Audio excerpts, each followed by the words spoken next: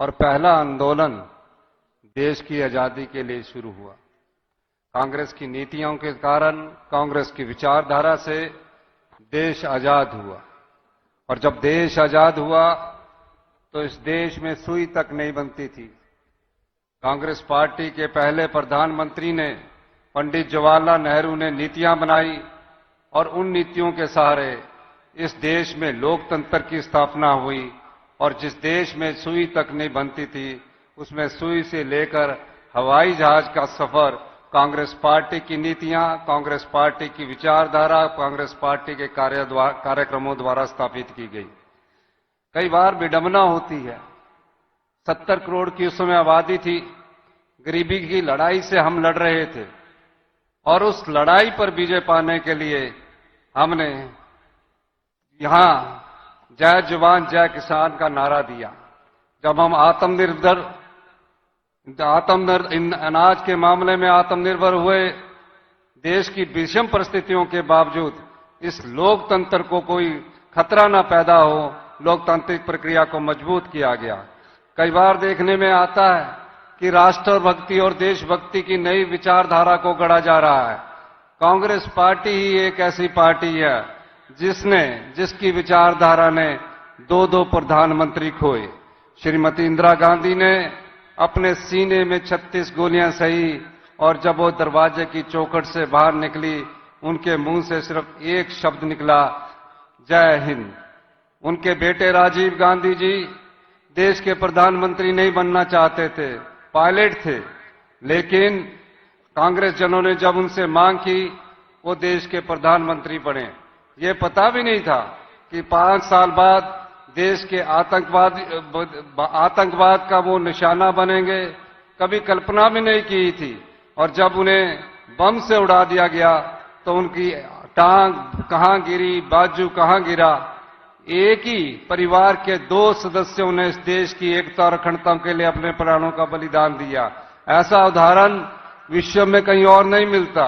अगर कांग्रेस पार्टी के इतिहास को परखा जाए तो कांग्रेस पार्टी का इतिहास बलिदानों से भरा पड़ा है, त्याग से भरा पड़ा है। भारतीय जनता पार्टी का एक भी नेता बता दीजिए जिसने इस देश की एकता और अखंडता के लिए अपने प्राणों का बलिदान दिया गया।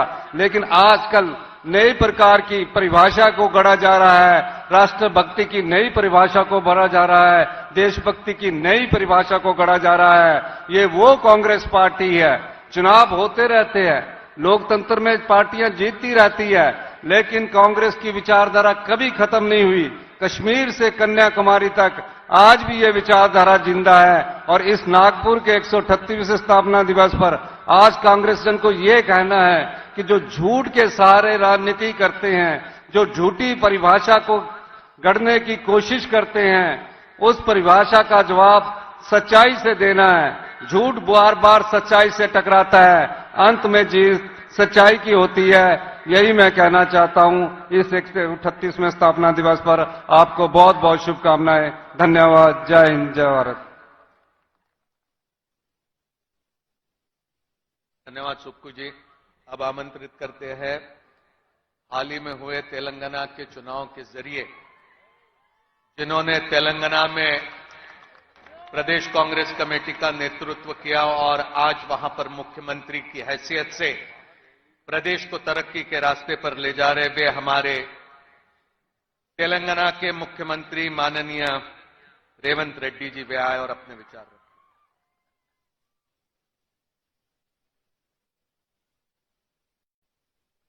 जय कांग्रेस। अरे आवाज लाल किले तक पहुंचना। जय कांग्रेस। धन्यवाद मित्रों। आज इस मंच पे एआईसीसी अध्यक्ष श्री मल्लिकार्जुन खड़गे जी,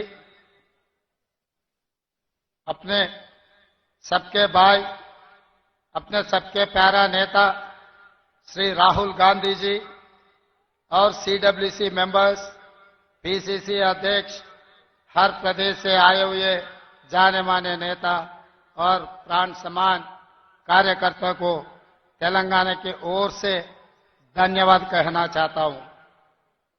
आज इस नागपुर में जो जलसा हो रहा है, ये जलसा आगे आने वाले चुनाव में लाल किले पे तिरंगा झंडा लहराने के लिए सब लोग यहां मौजूद है। मुझे उम्मीद करता हूं राहुल जी कन्याकुमारी से लेकर कश्मीर तक 150 दिन 4000 किलोमीटर पादयात्रा किए। पहले कदम कर्नाटक में कांग्रेस पार्टी के जीत हुई, दूसरी कदम तेलंगाना में कांग्रेस पार्टी के जीत हुए। ये हैदराबाद कर्नाटक, हैदराबाद तेलंगाना में हासिल किए। अभी हैदराबाद महाराष्ट्र बच गए।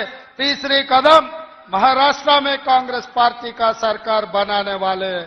क्योंकि आप सब लोगों को देखने के बाद मुझे उम्मीद आए महाराष्ट्र में कांग्रेस पार्टी सरकार बनाने वाले हैं। क्योंकि कर्नाटक से राहुल जी का पादयात्रा तेलंगाना में आया, तेलंगाना में भी सरकार बने। तेलंगाना से राहुल जी का पदयात्रा आए महाराष्ट्र में। इस बार महाराष्ट्र में भी कांग्रेस पार्टी सरकार बनाने वाले हैं। और राहुल जी का पदयात्रा जो भारत जोड़ो में 2 प्रदेश में सरकार बनाए। अभी राहुल जी भारत न्याय यात्रा मणिपुर से लेकर महाराष्ट्र तक अभी शुरू करने वाले हैं। इसीलिए मणिपुर से लेकर महाराष्ट्र तक राहुल जी का पदयात्रा हिंदुस्तान में कांग्रेस पार्टी को फिर सरकार में ले आके लाल किले पे तिरंगा झंडा लहराने वाले हैं। और भाई हमेशा भारतीय जनता पार्टी वाले ये बात कहते रहता है हमारा नरेंद्र मोदी जी का 56 इंच छाती है। मैं एक बात पूछना चाहता हूं नरेंद्र मोदी जी से, 56 इंच छाती नरेंद्र मोदी जी जहां पर लोकसभा में बैठता है, एक आम आदमी लोकसभा में घुसकर, लोकसभा में कूद कर, लोकसभा और नरेंद्र मोदी का कुछ है नहीं है, हम कूद सकता है बोल के एक दिखाए। मैं पूछना चाहता हूं 56 इंच छाती नरेंद्र मोदी जी, कोई आदमी आके लोकसभा में कूदे तो आप नहीं रोक सका, फिर तिरंगा झंडा लाल किले में भी आप नहीं रोक सकते। हर मेडिसिन का एक एक्सपायरी डेट रहता है। नरेंद्र मोदी जी मेडिसिन का भी एक्सपायरी डेट खत्म हो चुके हैं। अभी आने वाले दिनों में नरेंद्र मोदी जी का मेडिसिन इस भारत में कुछ काम करने वाले नहीं है। और दूसरी बात, डबल इंजन सरकार, बार बार ये लोग कहते हैं Bharatiya Janata party double engine सरकार। मैं एक बीजेपी का कोई नेता मिले तो मैं पूछा डबल इंजन का मतलब क्या है। भाई डबल इंजन का मतलब अदानी प्रधानी, ये दोनों भारतीय जनता पार्टी के डबल इंजन है। मगर राहुल जी लोकसभा में एक बार आवाज उठाए तो अदानी इंजन पूरा खराब हो गए, शेड को चले गए। इस बार दोबारा भारत जोड़ो यात्रा में प्रधानी के बारे में मणिपुर से लेकर महाराष्ट्र तक राहुल जी जो आवाज उठाएंगे और प्रधानी का भी इंजन खराब होने वाले हैं, कांग्रेस पार्टी के सरकार बनाने वाले हैं। इसीलिए प्रिय मित्रों, जितने भी बड़े बड़े नेता, जितने भी प्यारा कांग्रेस के कार्यकर्ताओं से मेरा एक ही गुजारिश है, आने वाले 100 दिन अपने लिए बहुत कीमती है। ये 100 दिन घर में बोल दो, मां को बोल दो, बहन को बोल दो, परिवार में बोल दो, हम परिवार से छुट्टी ले रहे, देश के लिए काम करने के लिए, कांग्रेस के साथ जोड़ने के लिए 100 दिन हम लोग देश के लिए देने वाले हैं। और कांग्रेस पार्टी को जिताने के लिए 100 दिन हम कांग्रेस पार्टी को दे रहा है। ये बात परिवार से कह दो, कहने के लिए आप लोग सब लोग तैयार हैं? तैयार है तो वाले सब लोग हाथ उठाने के लिए मैं कहता हूं। सब लोग जो भी 100 दिन इस देश के लिए और कांग्रेस पार्टी को जिताने के लिए तैयार है, सब लोग हाथ उठाना है। जय कांग्रेस, जय जय कांग्रेस। धन्यवाद मित्रों। धन्यवाद रेवंत रेड्डी जी। अब आमंत्रित करते हैं कर्नाटक प्रदेश कांग्रेस कमेटी के अध्यक्ष और उप मुख्यमंत्री श्री डीके शिव कुमार वे आए और अपने विचार रखें।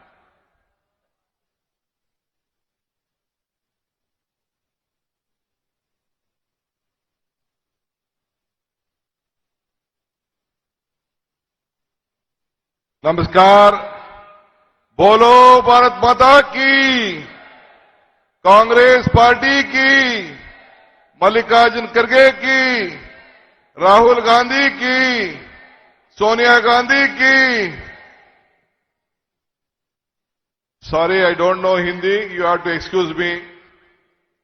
All the leaders who are on the dais, my colleagues, all the party leaders who have come from different parts of the country, my media friends, ladies and gentlemen.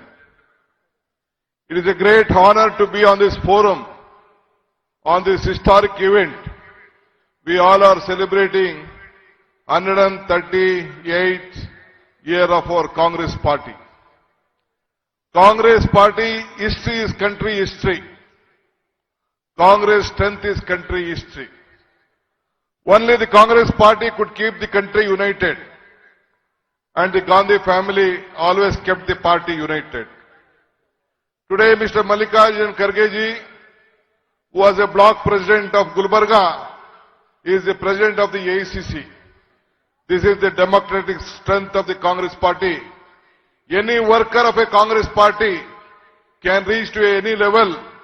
It shows the broad-minded and the democratic process of the Congress party. Today we all have come here. Today myself, Revan ji, and all from the south, lot of legislators, MLAs, we have come to seek your blessings.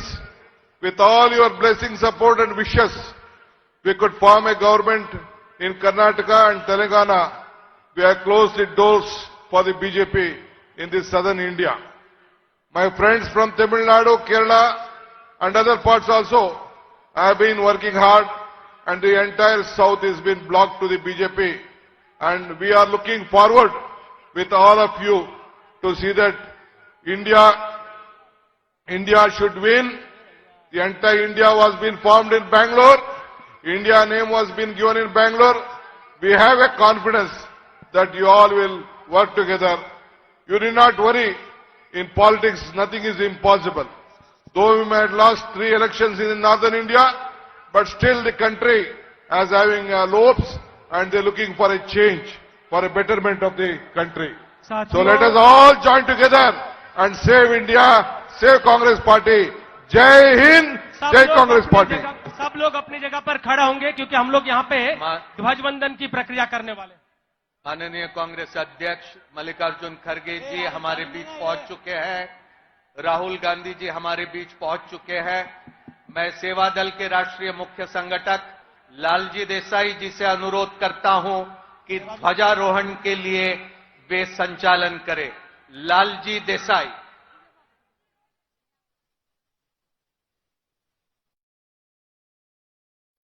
सभी लोग अपनी जगह पर खड़े होकर एक साथ सभा का सावधान हेलो वंदे मातरम शुरू करेंगे।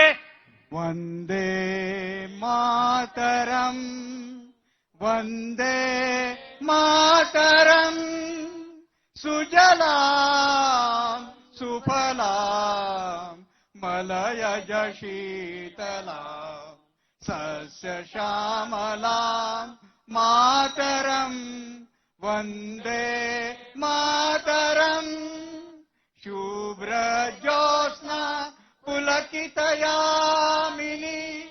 फुल्लकुसुमिता द्रुमदल शोभिनी सुहासिनी सुमधुर भाषिणी सुखदां वरदां मातरम, वंदे मातरम, वंदे मातरम।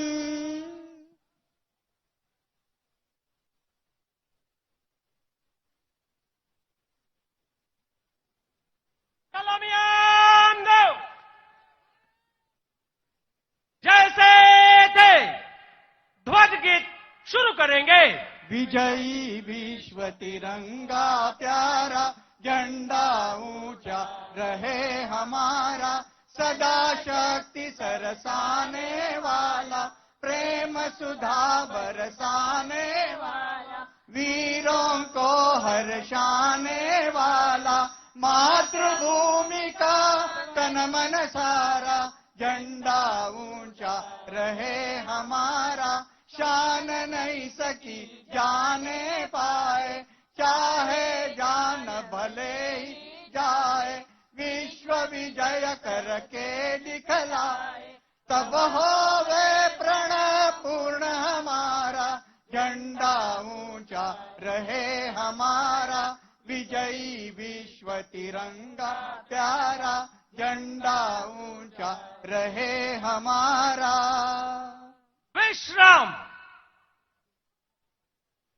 सभी सावधान। राष्ट्रगान शुरू।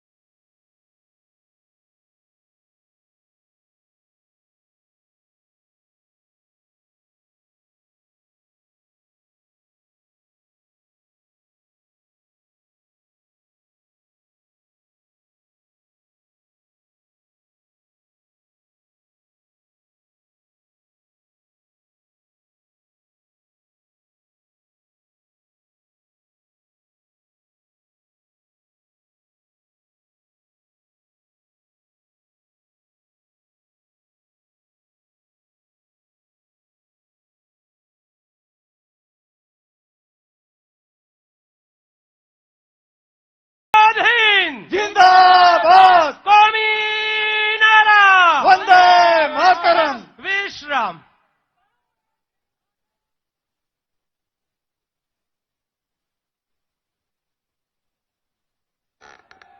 अपनी जगह पे बैठ जाइएगा।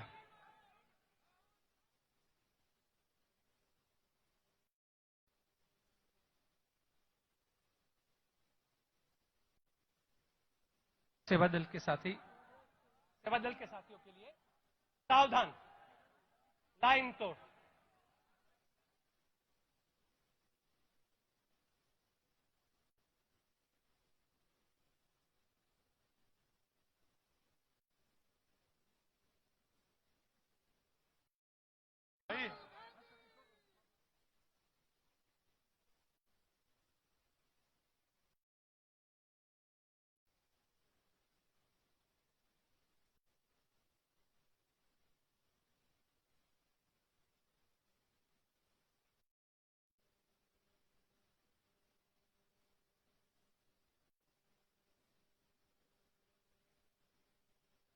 काँग्रेस अध्यक्ष मल्लिकार्जुन खरगे साहेब आणि आपले नेते राहुल गांधीजी आता मंचकावरती येत आहे। प्रदेश काँग्रेस कमिटीचे अध्यक्ष, विधिमंडळाचे काँग्रेसचे नेते आणि अखिल भारतीय काँग्रेस कमिटीचे संघटन महामंत्री आणि महाराष्ट्राचे प्रभारी यांच्यासोबत खरगे साहेब राहुल गांधीजी मंचकावरती येत आहे।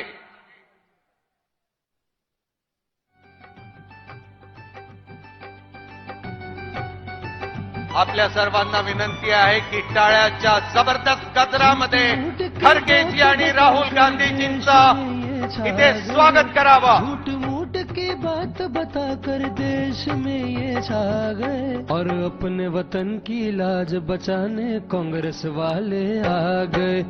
अपने वतन की लाज बचाने कांग्रेस वाले आ गए। झूठ मूठ की बात बताकर कांग्रेस अध्यक्ष मल्लिकार्जुन खरगे जी राहुल गांधी जी का यहाँ पर नागपुर के इस महारैली में स्वागत करते हुए हमें दिल की गहराइयों से खुशी होती है। ये तिरंगा जो बड़े शान से यहाँ पर लहरा रहा है, ये कांग्रेस का तिरंगा, ये वही है जहाँ पर स्वाधीनता के आंदोलन में कांग्रेस के कार्यकर्ता, कांग्रेस के नेताओं ने लाठी गोलियां खाकर इस तिरंगे को बड़े शान से लहराने का काम किया। आज हमारे स्थापना दिवस पर खरगे जी ने इसका यहाँ पर ध्वजारोहण किया है। ये घड़ी नागपुर के लिए एक बहुत ऐतिहासिक इस तरह की घड़ी है। मैं अभी आग्रह करता हूं महाराष्ट्र प्रदेश कांग्रेस कमेटी के अध्यक्ष नाना पटोले जी वे आए और यहां पर स्वागत पर भाषण दे। नाना पटोले।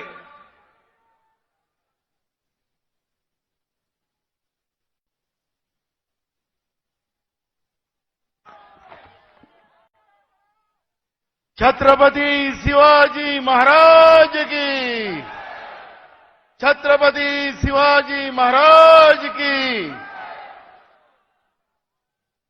मैं सबसे पहले हमारे राष्ट्रीय अध्यक्ष जी मल्लिकार्जुन खड़गे जी का, हमारी नेता सोनिया जी, हमारे नेता राहुल जी, उनको बहुत बहुत धन्यवाद देना चाहता हूं कि शाहू फुले अंबेडकर विचारधारा के इस भूमि पर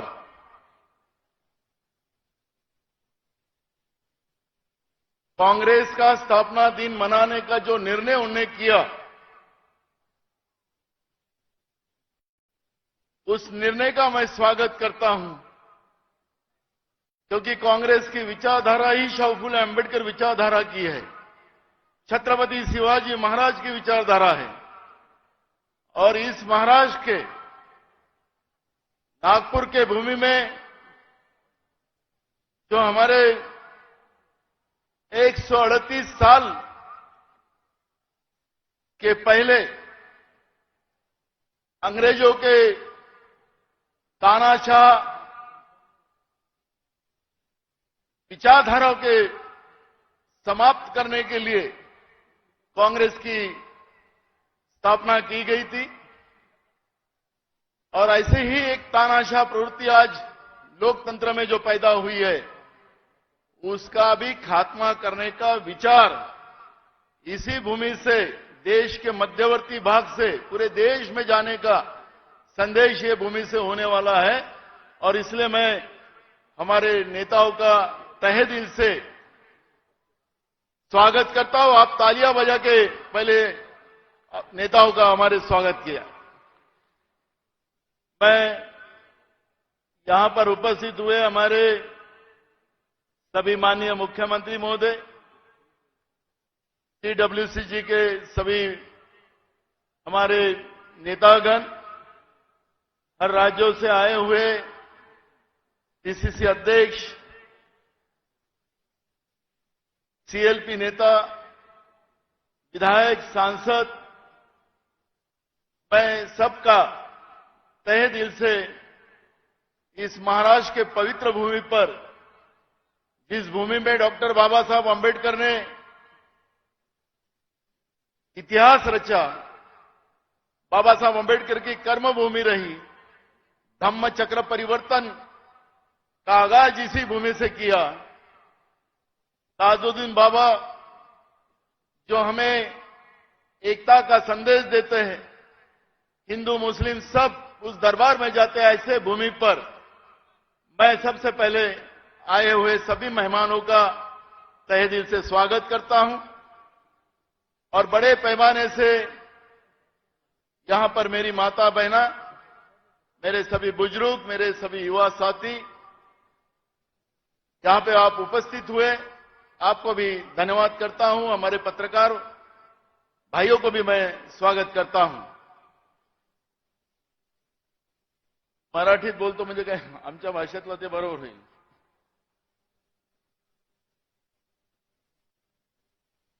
आपल्याला सगळ्यांना माहिती असेल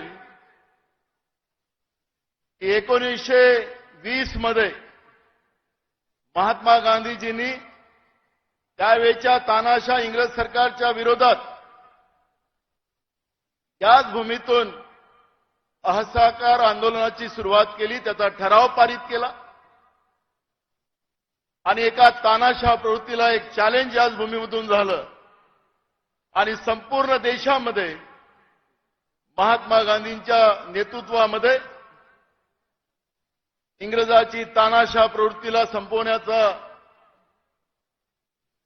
आघात ज्या जमिनीतून झाला त्याचा परिणाम 150 वर्ष या देशावर ज्या इंग्रजांनी आपली हुकुमशाही दाखवली, तानाशाही दाखवली, त्यांना याच भूमीतून महात्मा गांधींनी त्या काळामध्ये कलेजावचा जी भूमिका होती तिची प्रारूप याच भूमीतून तयार झालं आणि इंग्रजाला या देशातून सोडून जावं लागलं. आपल्याला लक्षात असेल की आमच्या नेत्या सोनियाजी गांधी यांनाही सुद्धा याच भूमीमधून त्यांना काँग्रेस पक्षाचे राष्ट्रीय अध्यक्ष बनवण्याचाही सुद्धा ठराव याच नागपूरच्या भूमीमध्ये झाला. इंदिराजी आमच्या सगळ्यांच्या आई आजही देशाच्या कुठल्याही कानाकोपऱ्यात गेलो, महाराष्ट्राच्या कुठल्या कानाकोपऱ्यात गेलो तर आमच्या काँग्रेसची ओळखच इंदिरा गांधी आहे. आणि इंदिराजींनी देशाचं प्रधानमंत्री झाल्यानंतर या देशामध्ये हरित क्रांती आणली, श्वेत क्रांती आणली, परमाणु तयार केलं आणि देशाला जगाच्या पाठीवर महासत्ताक बनवण्याचा निर्णय इंदिराजींनी त्या काळात केला. त्याच्यानंतर आणीबाणीच्या नंतरची जी परिस्थिती निर्माण झाली त्यानंतर याच भूमीमध्ये इंदिराजींनी सभा घेतली आणि आपल्यासारख्या प्रचंड सभा त्यामध्ये इंदिराजींना मिळाला. विदर्भातल्या 11 लोकसभा जागा तर त्या काळात आपण निवडून आणल्याच, पण संपूर्ण देशामध्ये त्याचा संदेश गेला आणि पुन्हा इंदिराजी बहुमतानं सत्तेमध्ये आली, याच नागपूरच्या भूमिकेच्या माध्यमातून आली. आणि म्हणून हा मध्यवर्ती भारताचा भाग असल्यामुळे आज ही सभा या ठिकाणी या देशामध्ये आमचे नेते मल्लिकार्जुन खरगे साहेब, राहुलजी गांधी यांचा संदेश पूर्ण देशाला जावा आणि आपलं स्लोगन याच्यामध्ये आहे की है तैयार हम. एक तानाशाह प्रवृत्तीला या देशातून सत्तेच्या बाहेर काढण्यासाठी है तैयार हम. आमच्या शेतकऱ्याला संपवण्याचं पाप भाजपचं केंद्रातलं सरकार करते आहे. शेतकऱ्याला न्याय देण्यासाठी है तैयार हम. आमच्या देशातल्या युवकांना कायम बेरोजगार करून त्यांचं आयुष्य बर्बाद करण्याचं काम जे भाजपच्या नीतीमुळे चाललं, त्या सगळ्या तरुण तरुणींना न्याय देण्यासाठी है तैयार हम. कामगारांना संपवण्याचं पाप केंद्रातल्या भाजपच्या आणि भाजपप्रणित राज्यामध्ये सुरू झालं. कामगाराला न्याय देण्यासाठी है तैयार हम. अशा विविध व्यवस्थेच्या माध्यमातून आणि जी लोकशाही आणि देशाचं संविधान संपवण्याचं काम भाजपच्या प्रवृत्तीमुळे देशात सुरू झालं, या देशाचं संविधान, या देशाचं लोकशाही, या देशाचा तिरंगा वाचवण्याचं काम काँग्रेस पक्ष करेल. है तैयार हम असा हा संदेश या ठिकाणातून आपले नेते या ठिकाणी देणार आहेत. मी जास्त वेळ या ठिकाणी आपलं आणि आपल्या नेत्यांच्या याच्यातून मी घेणार नाही. मी पुन्हा आपल्या सगळ्यांना सांगतो की इंदिराजींनी त्या काळामध्ये याच विदर्भाच्या जनतेला आवाज दिला आणि पूर्ण विदर्भातली जनता त्या काळामध्ये 11च्या 11 खासदार लोकसभेच्या या निवडून इथून पाठवलेत. पूर्ण महाराष्ट्रामध्ये त्याचा वातावरण गेलं, पूर्ण देशात गेलं. तसंच इंदिराजीचे नातू या ठिकाणी आपल्याला जे देश तोडणारी लोक आहेत, आपसामध्ये तणाव निर्माण करणारी लोक आहेत, आपसामध्ये लोकांचं भांडण, जात धर्म याच्यामध्ये भांडण लावणाऱ्या जी व्यवस्था सत्तेमध्ये आहे, त्या सत्तेच्या विरोधात मोहब्बतचा संदेश घेऊन, मोहब्बत की दुकान घेऊन आज इंदिराजीचे नातू राहुल गांधीजी इथं आलेले आहेत आणि त्यांनाही आपल्याला इंदिराजी सारखा साथ द्यायची आहे हे आव्हान मी या कार्यक्रमाच्या निमित्तानं आपल्याला करतोय. मी पुन्हा आपल्या सगळ्यांना मनापासून धन्यवाद देतो आणि माझे 2 शब्द पूर्ण करतो. धन्यवाद. धन्यवाद नाना पटोलेजी. 1920 साली नागपूरला अखिल भारतीय काँग्रेस कमिटीचं महाअधिवेशन घेण्यात आलं होतं आणि त्या अधिवेशनामध्ये महात्मा गांधीजींनी टिळक स्वराज फंड असा फंड सुरू केला की स्वातंत्र्याच्या चळवळीमध्ये त्या फंडच्या माध्यमातून आम्ही इंग्रजांच्या विरोधातील लढाई मजबूतीने लढू. त्याच टिळक स्वराज फंडच्या धर्तीवरती 10 दिवस अगोदर नव्याने एक फंड सर्वसामान्य लोकांकडून गोळा करण्याच्या दृष्टिकोनातून अखिल भारतीय काँग्रेस कमिटीने सुरू केलं आणि या फंडमध्ये देणगी देणारे 10 दिवसामध्ये जवळपास 2 लाख लोकांनी देशभरातून देणगी दिली. आज या प्रांगणामध्ये देखील या मैदानात अनेकांनी शेकडो लोकांनी काँग्रेस पक्षाला देणगी दिली आणि जो लकी ड्रॉ काढला त्या 3 लोकांची नावं ज्यांची या ड्रॉ मध्ये निघाली त्यांची मी नावं घेईन आणि त्यांना खरगे साहेब आणि राहुलजी प्रमाणपत्र देतील. मी आता पहिल्या त्या व्यक्तीला बोलवतो ज्यांनी देणगी दिली. पूजा देशमुख या नागपूरच्या अयोध्या नगरीतून आहे. मी खरगे साहेबांना विनंती करतो की त्यांना देणगीचं प्रमाणपत्र त्यांना द्यावं.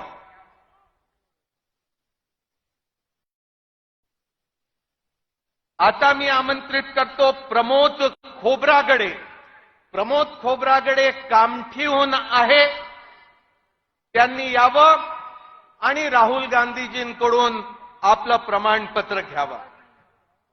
प्रमोद खोब्रागडे.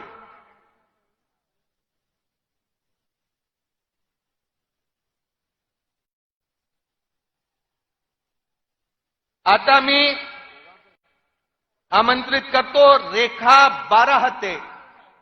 या सोनेगावहून आहे. या देखील राहुलजींकडून आपल्या देणगीचं प्रमाणपत्र घेतील. रेखा बाराहते, प्रमोद खोब्रागडे, पूजा देशमुख आणि असंख्य देणगी देणाऱ्यांचं मी काँग्रेस कमिटीच्या माध्यमातून खूप खूप आभार मानतो. आता मी आमंत्रित करणार आहे आमचे नेते ज्यांनी काँग्रेसचं अध्यक्षपद मजबूतीने सांभाळलं. देशभरामध्ये ज्यांनी कन्याकुमारीपासून तर काश्मीरपर्यंत 4000 किलोमीटरची पदयात्रा काढली. अभूतपूर्व अशा प्रकारची पदयात्रा. देश तोडणाऱ्यांच्या विरोधात देश कसा मजबूत करता येईल असा प्रयत्न घेऊन जे राहुल गांधीजी निघाले आणि आता थोड्याच दिवसात जे मणिपूर पासून तर मुंबईपर्यंत 6200 किलोमीटरची यात्रा काढतील. मी राहुल गांधीजींना विनंती करतो की त्यांनी यावं आणि आपले विचार मांडावे. राहुलजींनंतर काँग्रेस अध्यक्ष खरगे साहेब बोलतील आणि नंतर आभार प्रदर्शनानंतर कार्यक्रमाचं समापन होईल. राहुल गांधी जी से अनुरोध करता हूं कि वे अपने विचार रखें.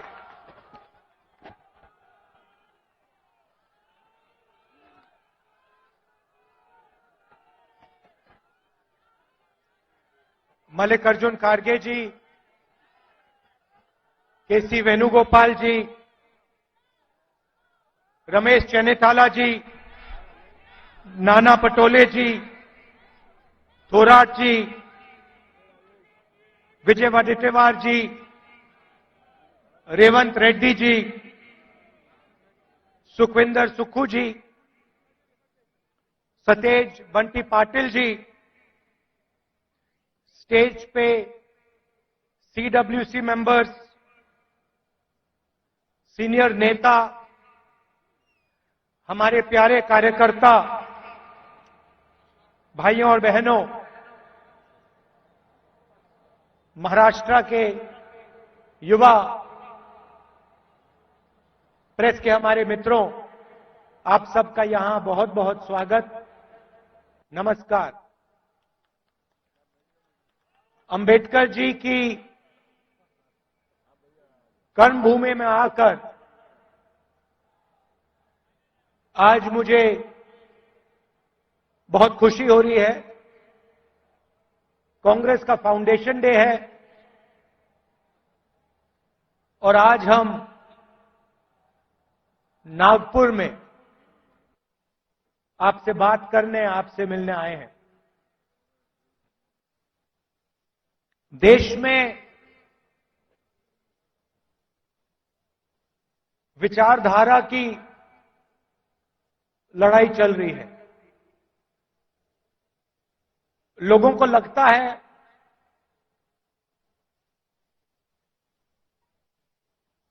कि राजनीतिक लड़ाई है, सत्ता की लड़ाई है। वो है,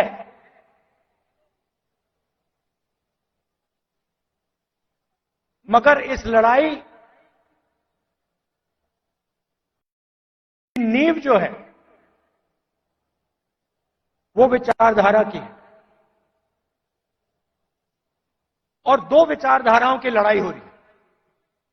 बहुत सारी पार्टियां हैं,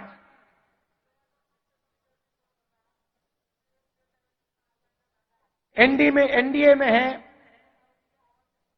इंडिया अलायंस में है,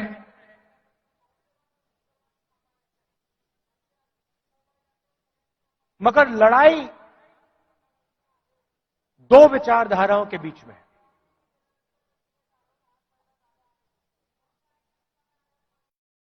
कुछ दिन पहले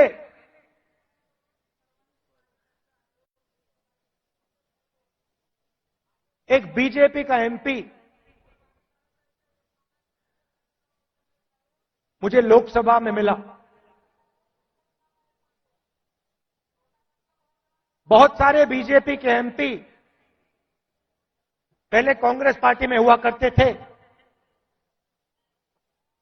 ये भी कांग्रेस पार्टी में था।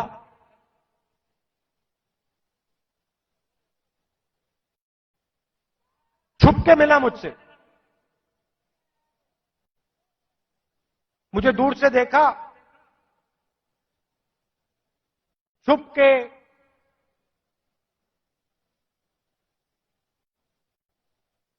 डर से कहता है, राहुल जी आपसे बात करनी है।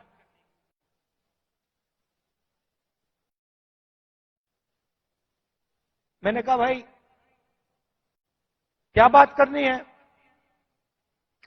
तुम तो बीजेपी में हो।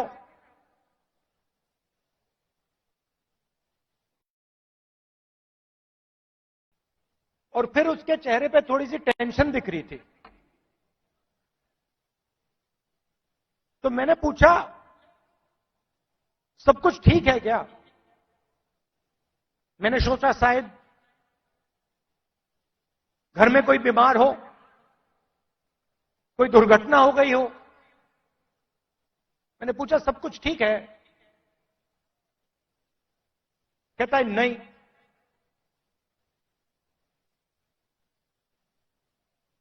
क्या हुआ?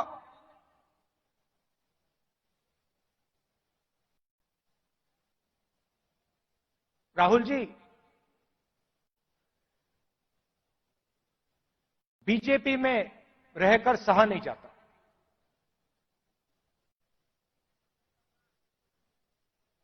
मैं हूं बीजेपी में,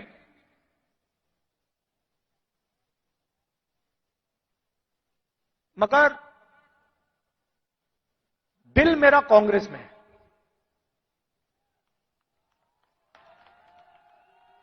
तो मैंने कहा भाई दिल तेरा कांग्रेस में, शरीर आपका बीजेपी में।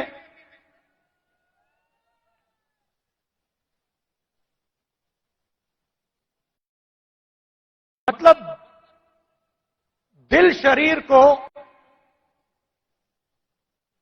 कांग्रेस में लाने से डर रहा है, यही हो सकता है।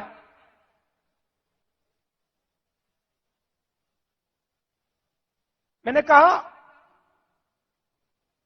मन क्यों नहीं बनता वहां? आप एमपी हो,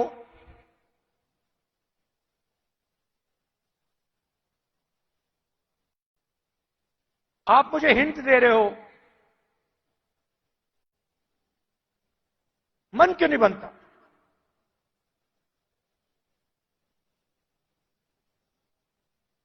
कहता है राहुल जी,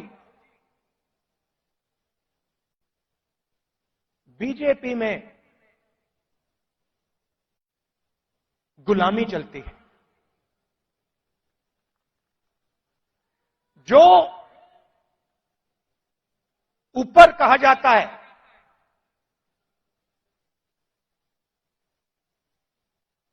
वो बिना सोचे समझे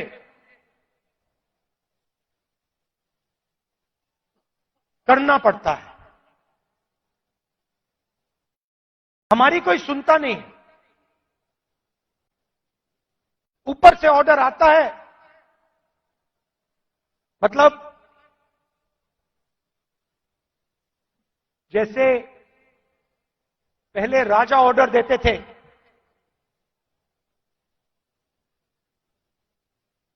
ऊपर से ऑर्डर आता है और उसका पालन करना पड़ता है।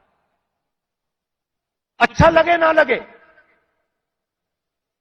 चॉइस नहीं होती। आपको याद होगा हमारे जो पीसीसी प्रेसिडेंट हैं पटोले जी, ये हैं, इन्होंने प्रधानमंत्री से एक सवाल पूछ लिया था। एक सवाल पूछा था किसानों के बारे में। क्या सवाल था?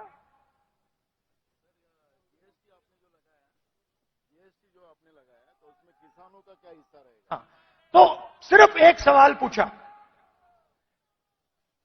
सवाल था जीएसटी जो आपने लगाया उसमें किसानों का क्या हिस्सा होगा। मोदी जी को सवाल अच्छा नहीं लगा, पटोले जी आउट हो गए।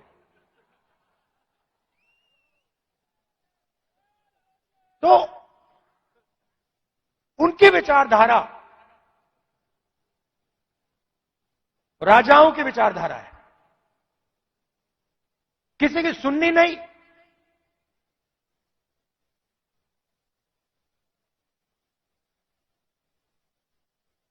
ऑर्डर ऊपर से आएगा,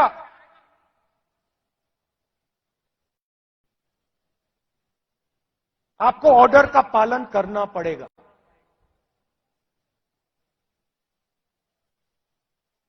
कांग्रेस पार्टी में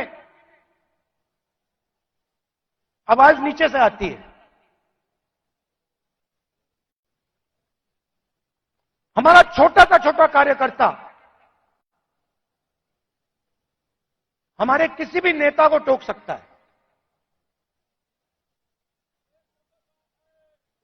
सही है ना?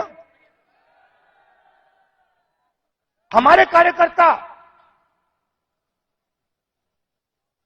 मेरे सामने आते हैं और मुझे कहते हैं राहुल जी ये जो आपने किया मुझे अच्छा नहीं लगा। और फिर मैं उनको समझाता हूं कि देखिए मैंने ये इस कारण किया, और मैं उनकी सुनता हूं। उनकी जो आवाज है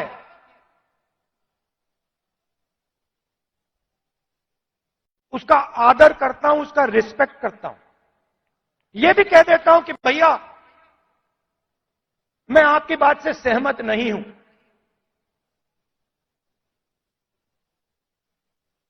मगर उसकी आवाज सुनता हूं।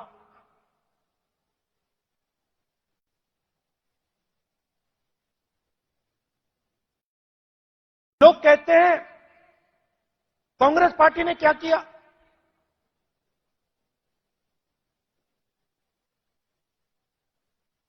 आजादी से पहले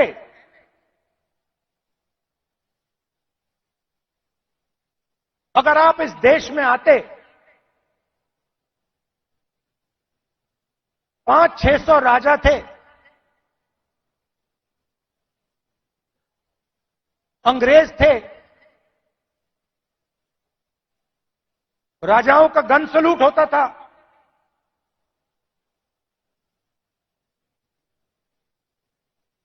किसी को 19 तोपों का सलूट होता था, किसी को 21 तोपों का सलूट होता था।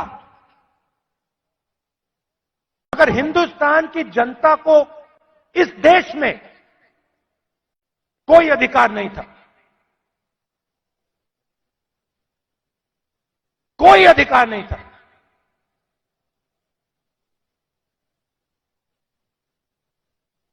गरीब व्यक्ति की जमीन अगर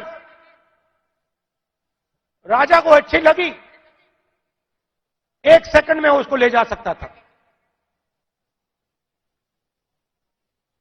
ये सारे के सारे अधिकार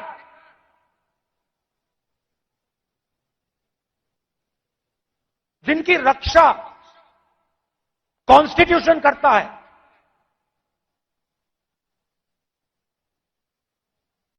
जो अंबेडकर जी ने, गांधी जी ने, नेहरू जी ने खून पसीना देके बनाया, ये कांग्रेस पार्टी ने दिया है। और आरएसएस के लोग, बीजेपी के लोग इसके खिलाफ थे। आज झंडे के सामने खड़े हो जाते हैं, सलूट मारते हैं। सालों के लिए इन्होंने तिरंगे को सलूट नहीं मारा था। तो सारे के सारे अधिकार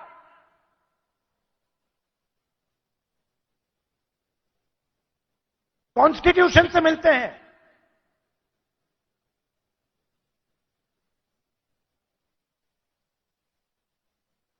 और राजा जो भी करना चाहता था करता था, उसके लिए कोई कानून नहीं थे। यह काम कांग्रेस पार्टी ने किया और यह हिंदुस्तान के इतिहास में, हजारों साल के इतिहास में पहली बार किया गया है।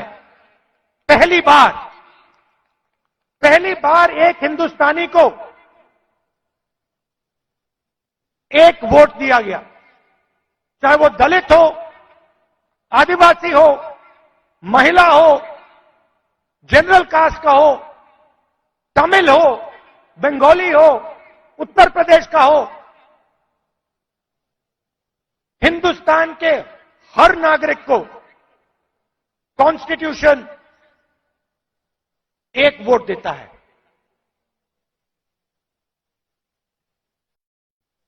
यह कांग्रेस पार्टी ने किया। गांधी जी जेल गए,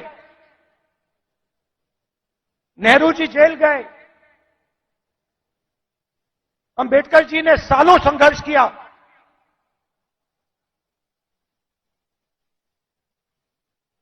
यह कांग्रेस पार्टी ने, अंबेडकर जी ने, सबने मिलकर दिया है। हमारी विचारधारा कहती है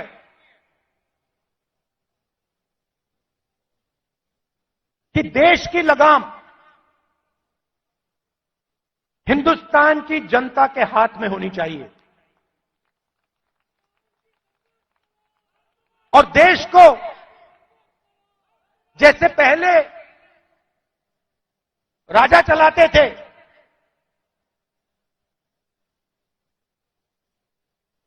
वैसे नहीं चलाया जाना चाहिए। हम जनशक्ति की बात करते हैं, लोक शक्ति की बात करते हैं। आप हमारे सारे के सारे कानून देखिए। आजादी की लड़ाई देश की जनता ने लड़ी थी, राजा महाराजाओं ने नहीं लड़ी थी। उनकी पार्टनरशिप थी अंग्रेजों के साथ। लोग भूल जाते हैं, लोग सोचते हैं कि आजादी की लड़ाई सिर्फ अंग्रेजों के खिलाफ थी। नहीं, अंग्रेजों की लड़ाई अंग्रेजों के खिलाफ थी और राजा महाराजाओं के भी खिलाफ थी। यह सच्चाई है। पार्टनरशिप थी राजाओं महाराजाओं की, अंग्रेजों की पार्टनरशिप थी। उसके खिलाफ कांग्रेस पार्टी लड़ी थी। किसके लिए लड़ी थी? गरीब जनता के लिए लड़ी थी। अगर आप यहां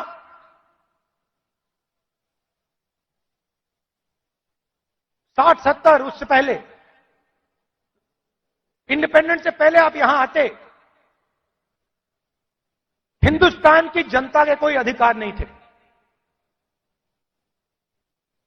महिलाओं के कोई अधिकार नहीं थे, दलितों को छुआ नहीं जाता था। यह आरएसएस की विचारधारा है। यह हमने बदला है और एक बार फिर यह हिंदुस्तान को वापस ले जाना चाह रहे हैं। जो आजादी से पहले था वहां हिंदुस्तान को वापस लौटा रहे हैं। कॉन्स्टिट्यूशन से, आपके वोट से अलग अलग संस्थाएं बनती हैं। ये आपकी संस्थाएं हैं, चाहे सुप्रीम कोर्ट हो,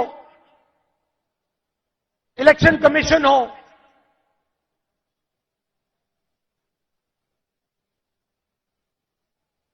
ये आपकी संस्थाएं हैं। सारे के सारे इंस्टीट्यूशंस पर ये कब्जा कर रहे हैं। आप हिंदुस्तान की सारी यूनिवर्सिटी देख लीजिए,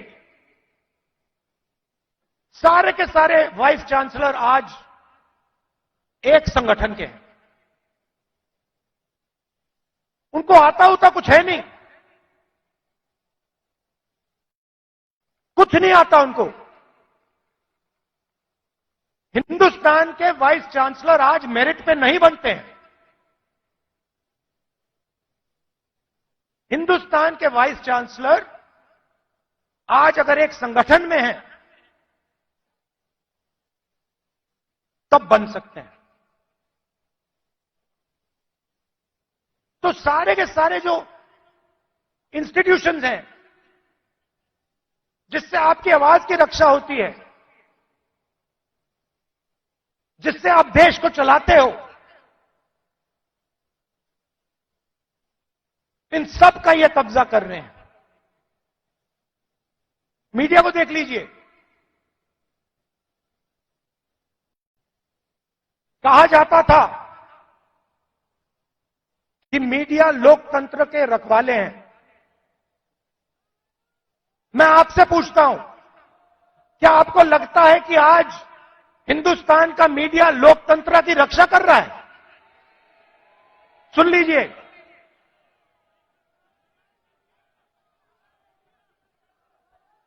आप इनसे पूछिए, ये आपको बताएंगे कि हमारे दिल में जो है हम नहीं बोल सकते। इनके दिल में क्या है? इनके दिल में वो है जो हिंदुस्तान की जनता के दिल में है, वो नहीं बोल सकते।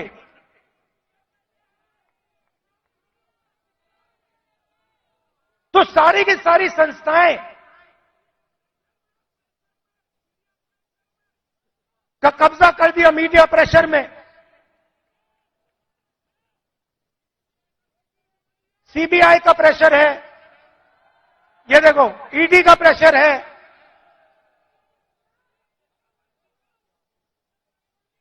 तो लड़ाई इस बात की है, हम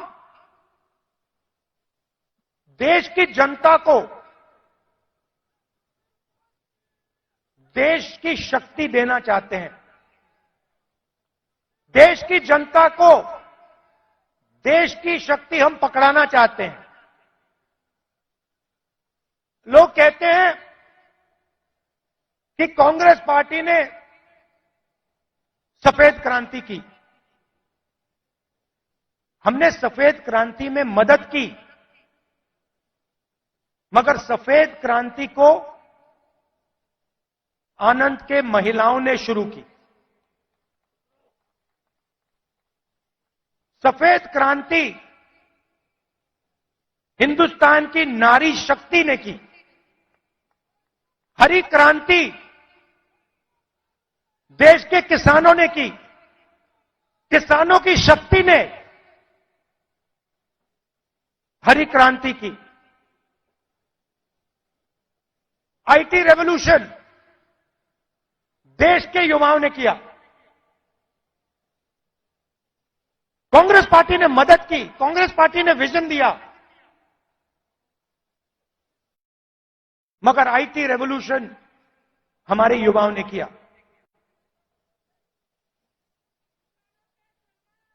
अब मैं आपसे पूछना चाहता हूं कि पिछले 10 साल में नरेंद्र मोदी जी ने कितने लोगों को रोजगार दिया है?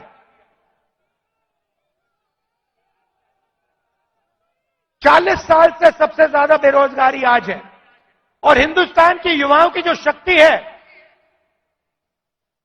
करोड़ों युवाओं की जो शक्ति है, वो जाया हो रही है। आजकल हिंदुस्तान का युवा जॉब नहीं करता है।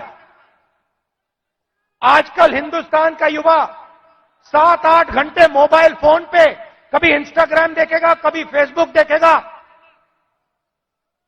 ये सच्चाई है हिंदुस्तान की और उसकी शक्ति जाया हो रही है।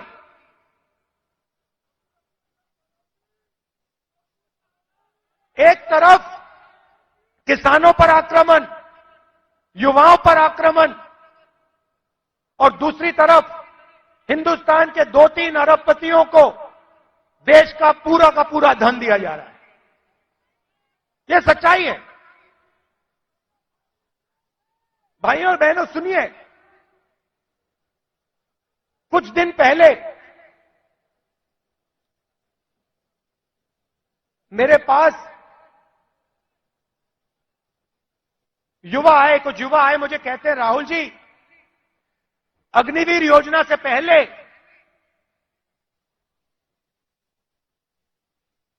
हमें आर्मी में ले लिया गया था।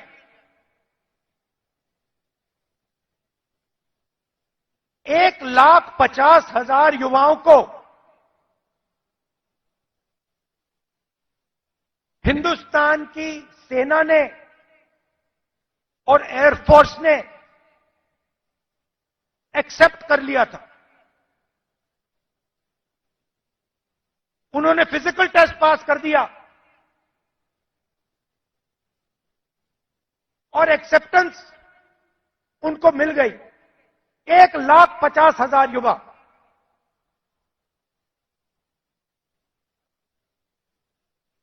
मोदी सरकार ने अग्निवीर योजना लागू की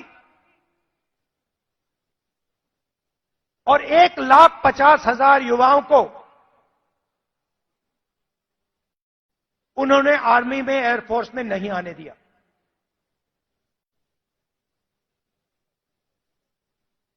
देश प्रेम की भावना थी, रो रहे थे,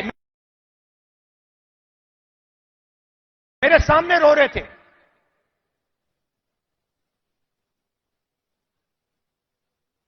आंसू आ रहे थे, कह रहे थे सरकार ने हमारी जिंदगी बर्बाद कर दी है, जिंदगी खत्म कर दी, हमारा मजाक उड़ाया जाता है।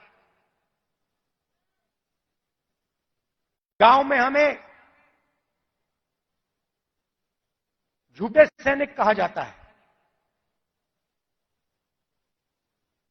इतनी भी इज्जत नहीं रखी। उनको अग्निवीर योजना में भी नहीं आने दिया।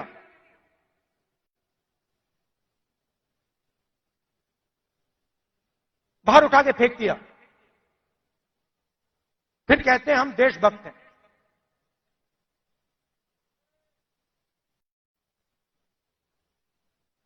इससे देश का फायदा नहीं होने वाला।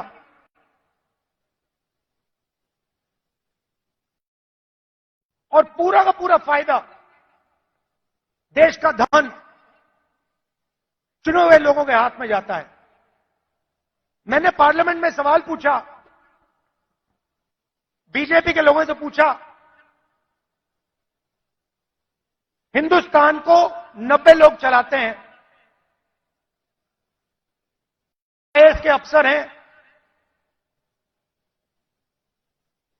पूरे बजट को बांटते हैं। पार्लियामेंट में पूछा कि इनमें से ओबीसी कितने हैं, दलित कितने हैं, आदिवासी कितने हैं। बीजेपी के लोग चुप हो गए। ओबीसी की कम से कम 50% आबादी है, दलितों की 15% आबादी है, आदिवासियों की तकरीबन 12% आबादी है।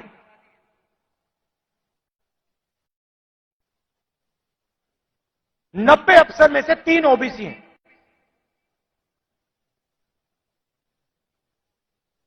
कैसी ओबीसी सरकार चल रही है? उनको कोने में बैठा देते हैं, छोटे छोटे डिपार्टमेंट पकड़ा देते हैं,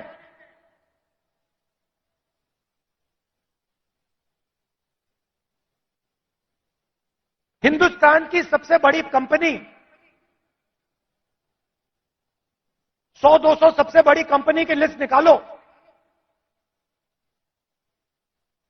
मुझे दिखा दो इनमें कौन सा ओबीसी है, कौन सा दलित है, कौन सा आदिवासी है। स्टेट की ब्यूरोक्रेसी में दिखा दो।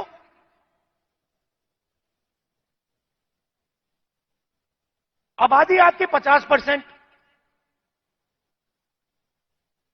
दलितों की 15%, आदिवासियों की 12%।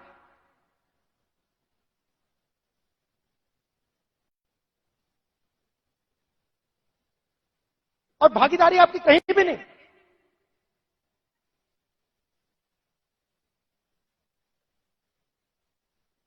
टॉप कंपनीज के नाम निकालो और मुझे दिखा दो इन कंपनियों में ओबीसी कहां बैठा हुआ है, दलित कहां बैठा है, आदिवासी कहां बैठा है।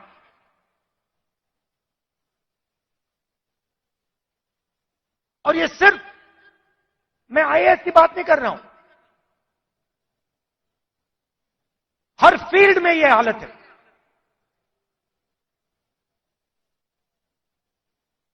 तो मैंने सवाल पूछा, मैंने कहा देखिए जाति जनगणना होनी चाहिए, देश को पता लगना चाहिए कि इस देश में ओबीसी कितने हैं। उसके बाद नरेंद्र मोदी जी के भाषण बदल जाते हैं। पहले अपने आप को ओबीसी कहते थे, मेरे भाषण के बाद कहते हैं हिंदुस्तान में तो सिर्फ एक जात है, वो भी गरीब। अगर हिंदुस्तान में सिर्फ एक जात तो आप ओबीसी कैसे बन गए?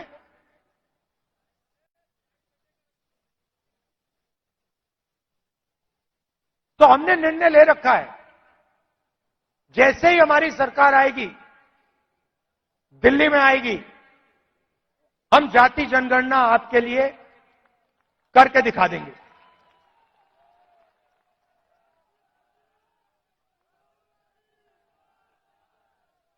और देखिए, जो मैंने शुरुआत में कहा, यह विचारधारा की लड़ाई है। करोड़ों लोगों को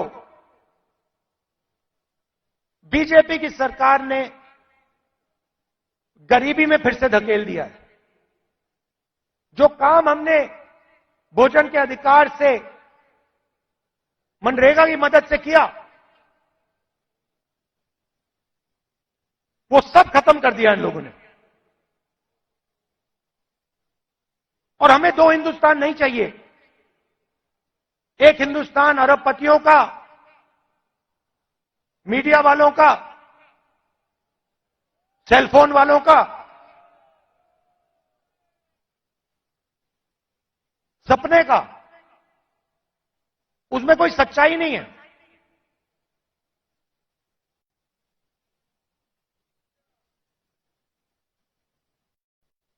हिंदुस्तान के युवा सोशल मीडिया से जी नहीं सकते, कमा नहीं सकते। हिंदुस्तान के युवाओं को रोजगार की जरूरत है। यह काम नरेंद्र मोदी जी और एनडीए की सरकार नहीं कर सकती। यह काम सिर्फ इंडिया अलायंस कर सकता है, क्योंकि इस काम को करने के लिए हिंदुस्तान की जनता की आवाज को सुनना होगा, नफरत मिटानी होगी और इस देश को एक कर जोड़कर आगे जाना पड़ेगा। कन्याकुमारी से कश्मीर हम चले, 4000 किलोमीटर चले, नफरत के बाजार में मोहब्बत की दुकान हमने खोली। आप कांग्रेस पार्टी की विचारधारा समझना चाहते हो, इस लाइन से आप समझ जाओगे। सिर्फ एक लाइन की जरूरत है। अगर आपके दिल में हिंदुस्तान के लोगों के लिए मोहब्बत है, अगर आप नफरत के बाजार में मोहब्बत की दुकान खोलना चाहते हो, तो आप कांग्रेसी हो।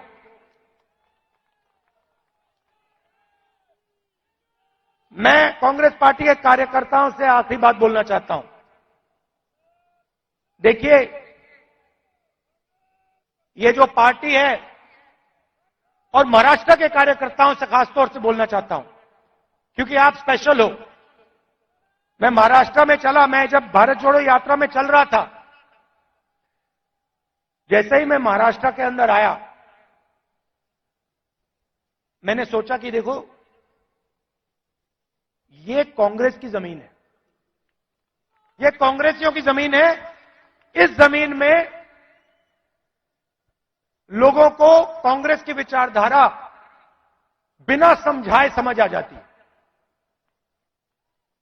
और अगर हमारी लड़ाई शुरू हुई तो महाराष्ट्र से हुई थी, इसलिए हम यहां नागपुर में आए हैं आपसे बात करने। तो आप बब्बर शेर हो, आपको किसी से नहीं डरना। आप नहीं डरते हो, आप बब्बर शेर हो, और आपकी विचारधारा की लड़ाई है, आपके दिल की लड़ाई है। और आप और हम मिलकर, आप और हम मिलकर महाराष्ट्र में और पूरे हिंदुस्तान में चुनाव जीतने जा रहे हैं। आप सबका दिल से बहुत बहुत धन्यवाद। नमस्कार, जय हिंद।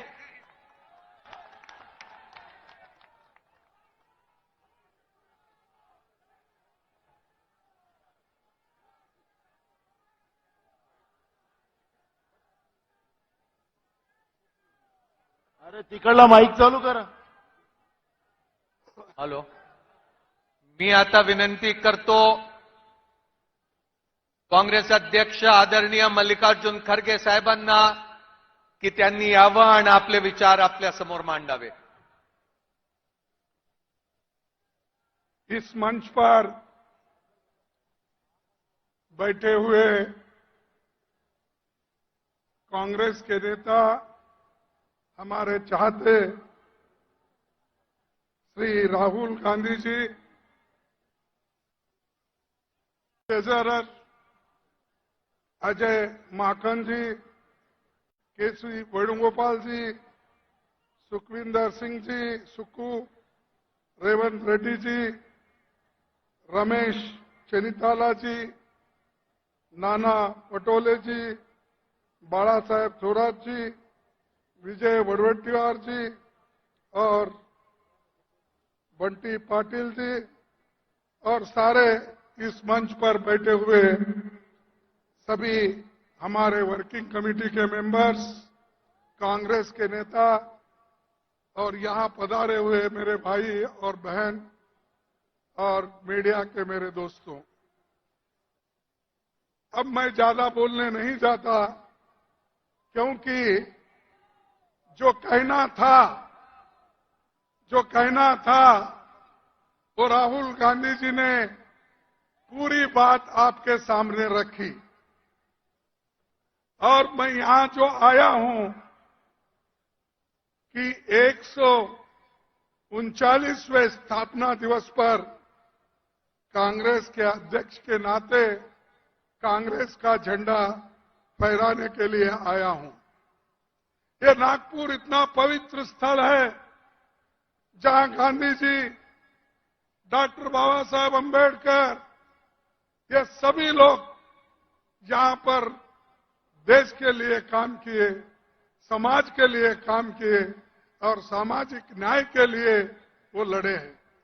ऐसे एक पवित्र स्थान पर हम आए हैं और हमको ये लगता है कि अगर कोई देश के लोग प्रेरणा ले सकते हैं, वो सिर्फ नागपुर से ले सकते हैं। नागपुर एक क्रांतिकारों की भूमि है। इसी भूमि पर बाबा साहब अम्बेडकर ने लाखों लोगों को अपने विचारधारा में लाया और उनको सभी को एक सामाजिक न्याय दिलाया। महात्मा गांधी जी भी वर्धा और यहां पर कम से कम 2600 दिन यहां पर उन्होंने गुजारा है। करीब 7 साल उन्होंने मेहनत की। देश को आजादी दिलाने के लिए उनका काम यहां बहुत बड़ा है। देश के कोने कोने से लोग यहां आकर उनका सलाह लेते थे और देश को आजादी दिलाने के लिए क्या करना, इस विचारधारा का यहां पर बात होती थी। लेकिन भाइयों, यहां दो है, एक प्रोग्रेसिव यानी प्रगति पर विचारधारा डॉक्टर अंबेडकर की है और दूसरे तरफ हमारे पीछे आरएसएस का बंगला है, क्योंकि आरएसएस भी जो पैदा हुई यहीं से हुई और आज यही आरएसएस देश को बर्बाद कर रही है। मोदी आरएसएस का झंडा लेके आगे जा रहे हैं और उसके पीछे आरएसएस है। इसीलिए आप सोचना चाहिए, आपकी बड़ी जवाबदारी है। जब तक आप नहीं उठेंगे तब तक ये जो समानता का एक झंडा है ये आप नहीं फहरा सकते हैं। तो भाइयों, मैं यहां से इतना सबको विनती करूंगा कि पिछले 10 साल में देश में भाजपा और राष्ट्रीय स्वयंसेवक ये देश को तंग कर रहे हैं और ये जो संघ की सरकार है, अगर इसको नहीं रोक सके तो देश बर्बादी की ओर जाएगा और लोकतंत्र खत्म हो जाएगी। देश का संविधान जो बाबा साहब अम्बेडकर और पंडित जवाहरलाल नेहरू जी ने मिलकर बनाया वो भी खत्म हो जाएगा। जिस देश में वोटिंग का अधिकार नहीं था, वो वोटिंग का अधिकार संविधान आने के बाद ही हुआ। महिलाओं को, पुरुषों को, युवाओं को और आज जो 18 साल के युवा भी जो वोटिंग कर रहे हैं वो राजीव गांधी की देन है। ऐसे चीजें कांग्रेस पार्टी ही कर सकती है, दूसरा कोई नहीं कर सकता। बाकी के लोग सिर्फ अपना संपत्ति कैसा बढ़ा लेना, संपत्ति को कैसा बचाना और संपत्ति को और 10 गुना करना, ये उनका काम है।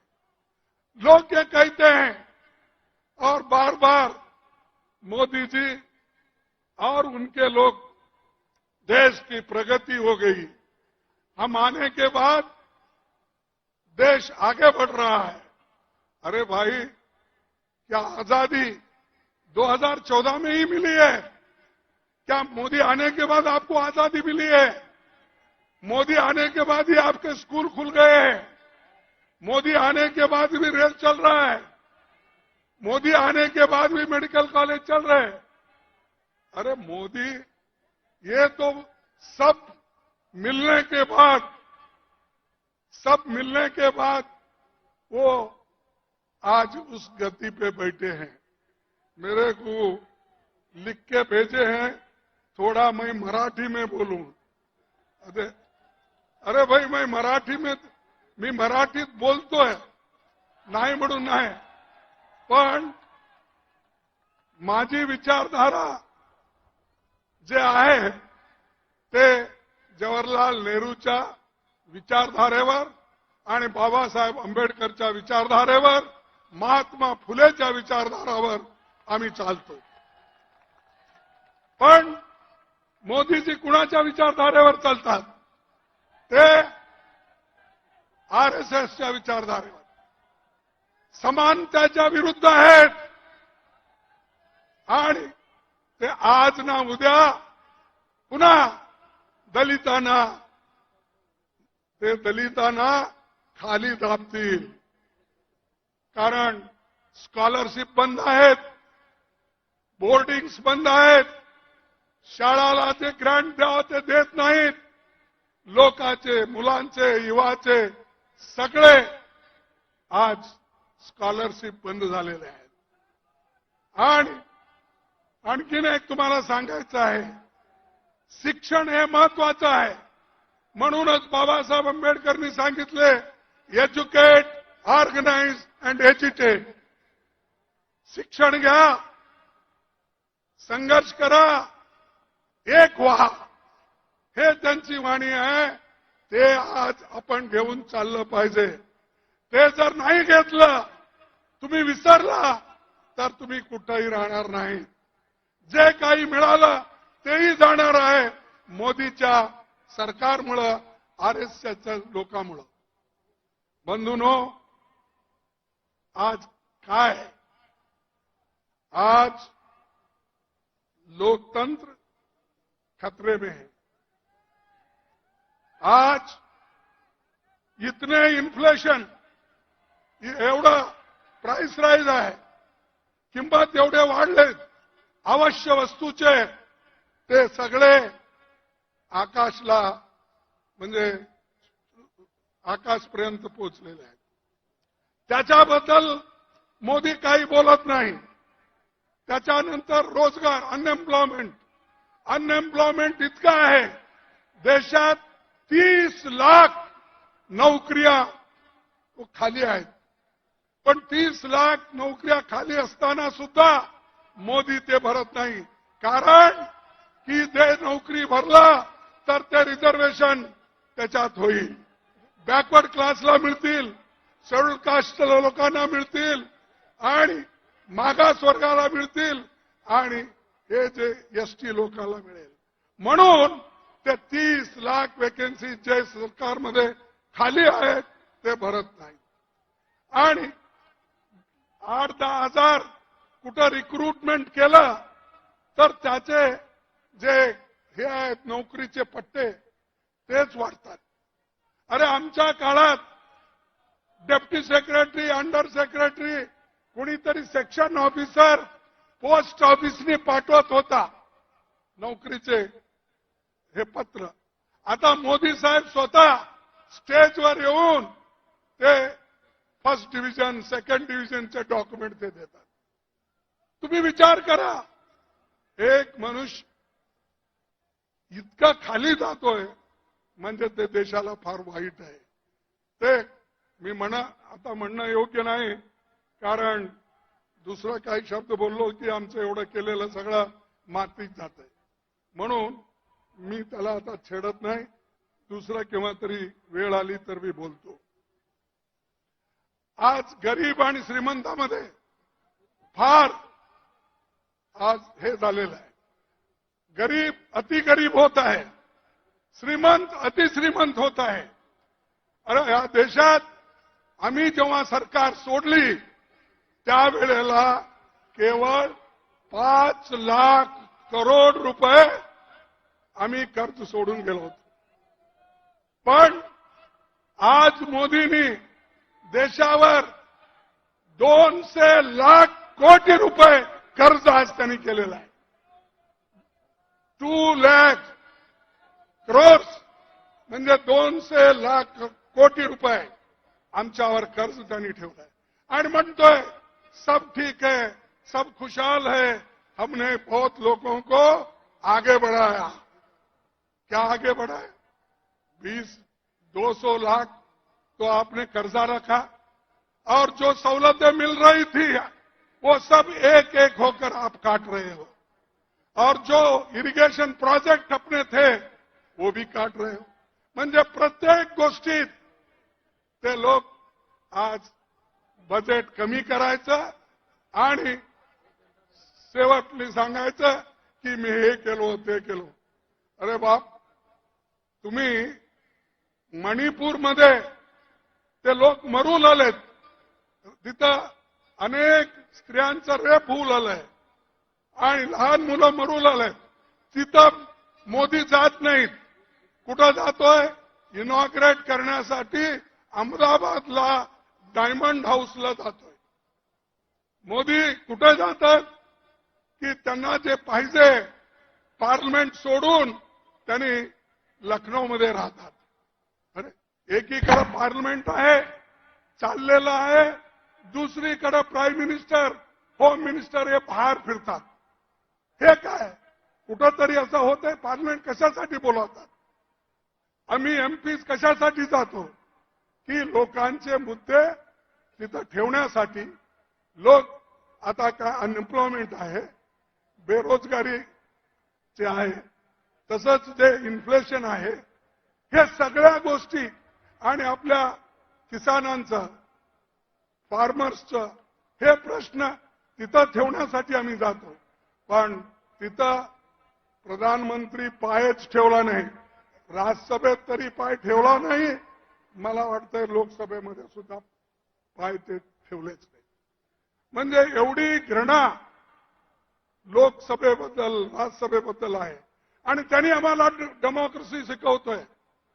अरे डेमोक्रेसी प्रकार तुम्ही आत येत नाही आणि जे लोक पार्लमेंटमध्ये येऊन जे गॅस सोडले, वरून उडून आले, ते कसं आले, कोण आणलं?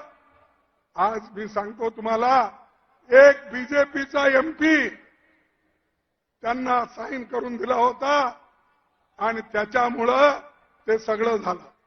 पण ते एक एमपीला रक्षण करण्यासाठी, त्या एक एमपीला वाचवण्यासाठी 146 एमपीजना बाहेर घातले. आपल्या लोकांना बाहेर गावून सगळे कानून सगळे पास करून घेतले. हे क्या लोकतंत्र आहे? हे प्रजातंत्र आहे? नाही. नाही तर तुम्हाला त्यांना लेसन शिकवावं लागतंय, धडे शिकवावं लागतंय. तुम्ही जर त्यांना धडा नाही शिकवला पुन्हा हेच करणार तो. हे आता जसं आपले राहुल गांधीजी सांगितले, इंडिया अलायन्स हे एक होऊन बीजेपीच्या विरुद्ध आम्ही फाईट करणार आहोत. आणि इंडिया अलायन्स एक झालं तर बीजेपी कुठंही तुम्हाला दिसणार नाही. अशी शक्ती या इंडिया अलायन्समध्ये आहे. पण त्याला कसं खतम करावं, आमच्यामध्ये कसं डिवाइड करायचं ते त्यांनी सुरू केलंय. आतापासून काय काय करता मंत्र मला माहित नाही, कारण हैदराबादमध्ये एक स्पीच मी त्यांचा ऐकला, जर रेवंत रेड्डीने काहीतरी एक भाषण केला, त्यावेळेला त्यानं सांगितलं, राजस्थानमध्ये त्यांनी सांगितलं, जर तिथला गहलोत हा जादूगार आहे तर मी चमत्कार करणारा माणूस, असं त्यांनी सांगितलं. म्हणजे त्यांनी सगळ्यांना कोणत्याही रीतीने दाबून ठेवण्याचं काम करतोय, खोटं बोलतोय आणि त्याच्यासारखं खोटं बोलणारा माणूस कुठेही तुम्हाला मिळणार नाही. काय केलं त्यांनी सांगितलं तुम्हाला 2-2 कोटी नोकरी प्रतिवर्ष देतो म्हणला की नाही? मग मिळाले? कसं मिळत नाही हो? का तो प्रधानमंत्री आहे, खोटं बोलतोय? 15 लाख रुपये तुम्हाला देतो म्हणला, दिला नाही दिला? मग का प्रधानमंत्री खोटं बोलतोय का आम्ही सांगणारे खोटं बोलतोय? आणि हेच पार्लमेंटमध्ये असं सांगतोय. आता पुन्हा एक नवीन चमत्कार करू लागलाय. आता सगळं सोडून, काम सोडून, लोकांचे कठीणाई सोडून, आमच्या किसानचे मुद्दे सोडून, अनएम्प्लॉयमेंटचे मुद्दे सोडून आता सगळं देवाकडे लागलाय. देवाकडे लागून ह्या इलेक्शनमध्ये ते सगळं एक एक करून भजन करत तुमच्याकडे येईल. तर बंधूंनो, तुम्ही त्या कशालाही बघू नका. देशासाठी, देश वाचवण्यासाठी तुम्हाला इंडियाला महत्व द्यायचं आहे. देशाला वाचवणं, संविधानाला वाचवणं, लोकतंत्राला वाचवणं हे तुमचं आधी कर्तव्य आहे. हे जर उरलं किंवा याला तुम्ही जर वाचवलं तर सगळं वाचतंय. त्यासाठी मी जास्त बोलत नाही, कारण यांच्या काळात मी जास्त सांगत नाही. आणि मीडियाच्या लोकांना सांगितलं, सर राहुल जी, इनको पाप कहने से कुछ नहीं होता. ये मीडिया के लोग जो है ना, ये काम करने वाले हैं. इनके पीछे जो है ना, उनको पकड़ना पड़ता हमको. इनके पीछे जो कॉरपोरेट कंपनीज है, ये तो पाप मजदूर है, सैलरी लेने वाले हैं. नहीं तो उन्होंने अगर रिपोर्टिंग ठीक नहीं करे तो दूसरे दिन निकाल देते हैं. तो वो डर के वो मालिक जो बोलता वही लिखते हैं. तो इसीलिए हमको यही कहना है कि यहां करके कॉरपोरेट कंपनियां, अमीर लोग जो कांग्रेस को खत्म करने के लिए मोदी को सपोर्ट कर रहे हैं, मोदी को फंड दे रहे हैं, उसके तरफ हमको देखना है. तो इससे मैं ज्यादा सवाल नहीं उठाता हूं. हम जो तेलंगाना में जीते, जरा हमारा हौसला बढ़ा.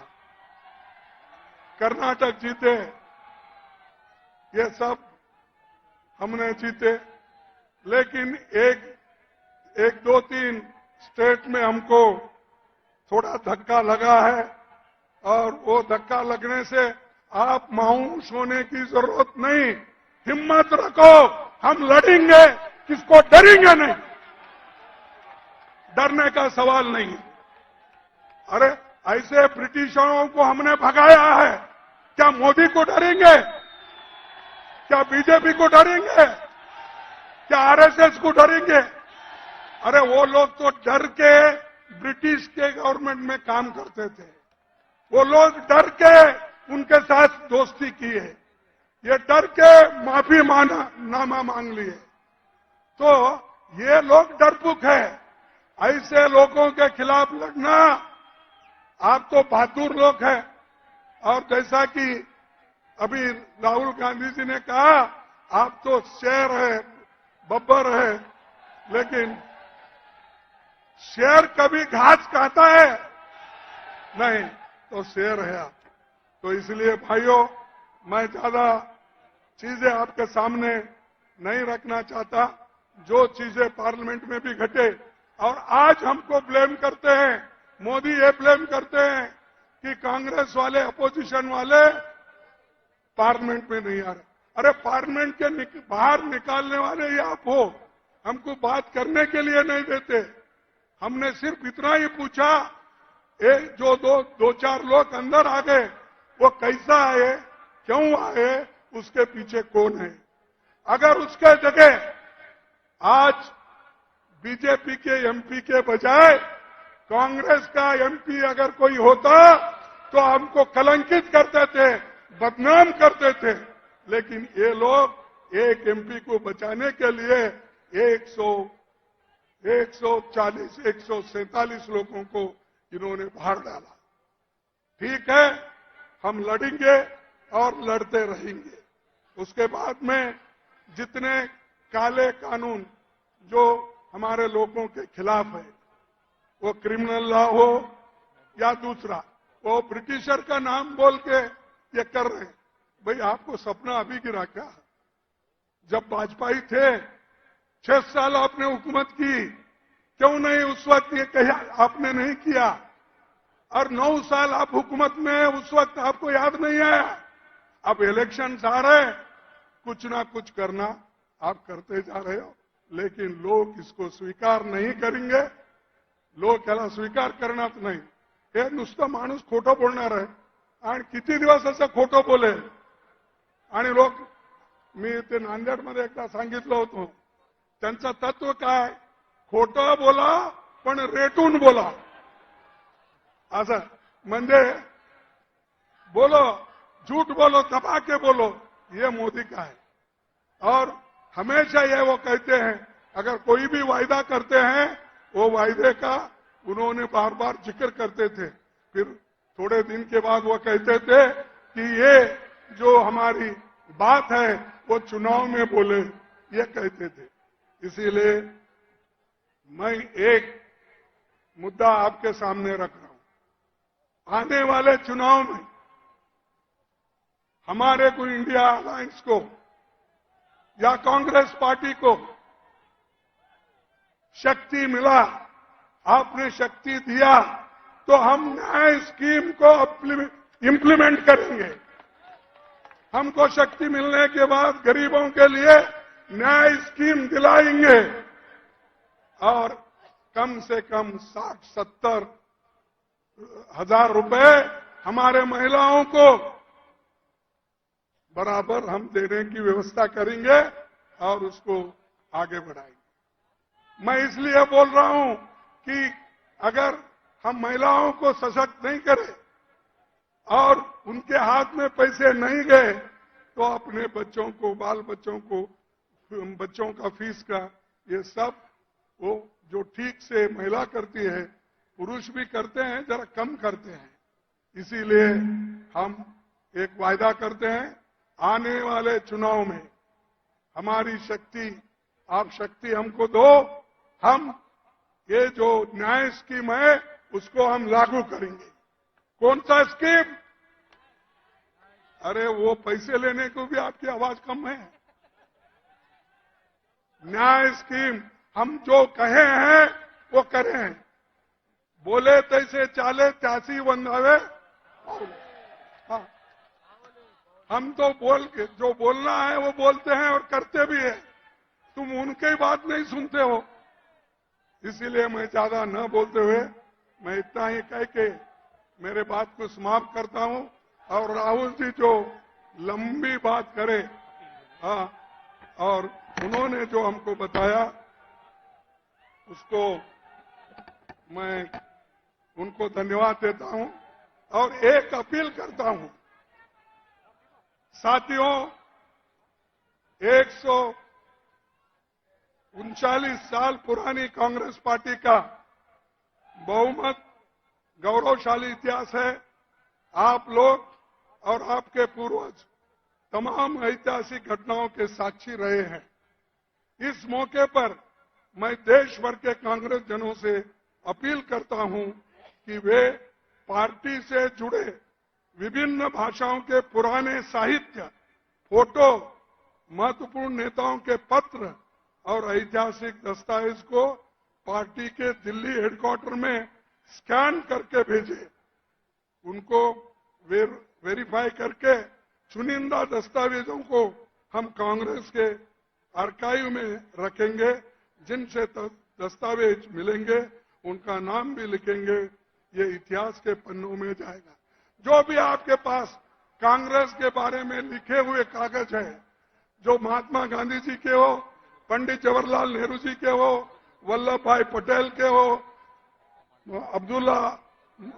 अब्दुल कलाम आजाद के हो, किसके भी हो, जैसा कि यहां पर 3 तो हमारे अधिवेशन हो गए और फैजपुर जो वहां पर भी एक नेहरू जी के नेतृत्व में फैजपुर में भी एक अधिवेशन हुआ।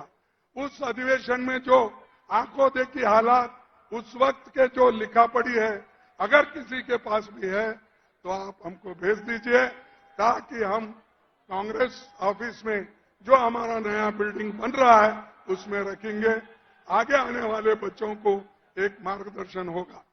इतना कहते हुए मेरे बात को समाप्त करता हूं। जय हिंद। और नए साल का आप सबको मुबारक शुभकामनाएं हो। और आखिरी में यही कहूंगा कि आप एक होकर काम करेंगे और गरीबों को बचाएंगे। जय हिंद, जय हिंद, जय हिंद। ये सामने के लोग पहले बहुत पुकारते थे, अब कम हो गया। जय कांग्रेस, जय कांग्रेस, जय कांग्रेस। आप सभी को धन्यवाद और जय भीम। खरगे साहेब, आपलं खूप खूप आभार. आता आमंत्रित करतो काँग्रेस विधिमंडळाचे नेते बाळासाहेब थोरात यांना. ते आभार प्रदर्शन करतील. बाळासाहेब थोरात. काँग्रेस स्थापना दिनाच्या निमित्तानं नागपूर येथे होत असलेल्या आजच्या महारॅलीसाठी उपस्थित असलेले अखिल भारतीय काँग्रेस कमिटीचे अध्यक्ष आदरणीय नेते मल्लिकार्जुन खरगे साहेब, आपल्या सर्वांचे नेते आदरणीय राहुलजी, त्याचप्रमाणे आपले प्रभारी रमेशजी चेनिथालाजी, माननीय वेणुगोपालजी, सर्व उपस्थित असलेले मुख्यमंत्री महोदय, सर्व पदाधिकारी, वर्किंग कमिटीचे सर्व सदस्य, देशातून आलेले आणि राज्यातून आलेले सर्व नेते मंडळी आणि आपल्या सर्वांचे मी आभार मानतो आहे. आणि हा संदेश राहुलजींचा संदेश, आदरणीय खरगे साहेबांचा संदेश घेऊन आपण महाराष्ट्रात आणि देशात जाऊया. पुन्हा एकदा काँग्रेस दिमाखाने उभी करूया, एवढंच सांगतो. जय हिंद, जय महाराष्ट्र. राष्ट्रगीत होईल. राष्ट्रगीत झाल्याशिवाय कृपा करून कोणी जाऊ नये. एक साथ सावधान. राष्ट्रगान.